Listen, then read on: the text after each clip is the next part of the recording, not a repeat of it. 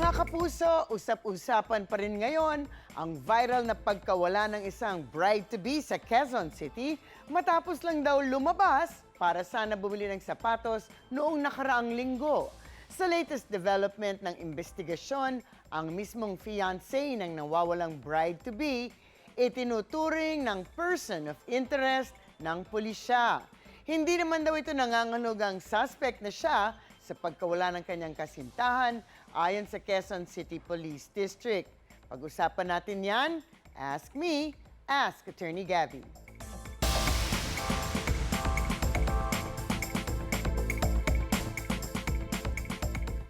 Attorney, ano po ba ang sinasabi ng batas sa mga ganitong kaso? Ano po ba ang ibig sabihin kapag ang isang tao ay naging person of interest sa isang investigasyon?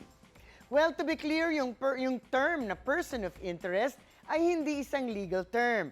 Hindi ito ginagamit sa ating mga batas, whether it's the rules of court or the revised penal code, halimbawa. Masasabi natin na it's more of a term na ginagamit ng pulis. Sa Pilipinas, lalo na sa mga patakaran ng criminal investigation, kapag sinabing isang tao ay person of interest, hindi ito nangangahulugan na siya ay may sala o may kasong isinampalaban sa kanya. Hindi rin sinasabi na siya ay isang witness, isang akusado o isang suspect. Magkakaiba po kasi ang mga term na yan. Kapag sinabing person of interest, ito ay isang tao na posibleng may mahalagang impormasyon kaugnay ng kaso. Maaring dahil sa ugnayan niya sa biktima or magkasama sa huling pagkakataon na nakita ang nawawala o sa mga detalyeng kailangan linawin ng pulisya. Bahagi ito ng fact-finding at evidence-gathering stage ng investigation. Dahil kasi kapag sinabi nating witness ng isang tao, ito ay mas specific, ito ay isang taong may personal knowledge tungkol sa mga facts ng isang kaso. Kapag suspect naman ang tawag natin, yan ang isang taong pinaghihinalaan na may kasalanan o may kaugnayan sa paggawa ng isang krimen. Kapag respondent na ang tawag, malamang ay nasa preliminary investigation stage na at meron ng formal inquiry laban sa taong yan at kailangan niyang sumagot. Kapag akusado, nasampahan na yan ng isang kaso sa korte.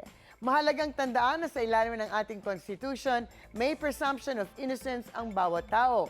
Hanggat walang sapat na ebidensya at formal na reklamo, hindi mo siya dapat maituring na suspect o akusado or akusahan talaga, di ba? Or tawagin ng mga terms na to.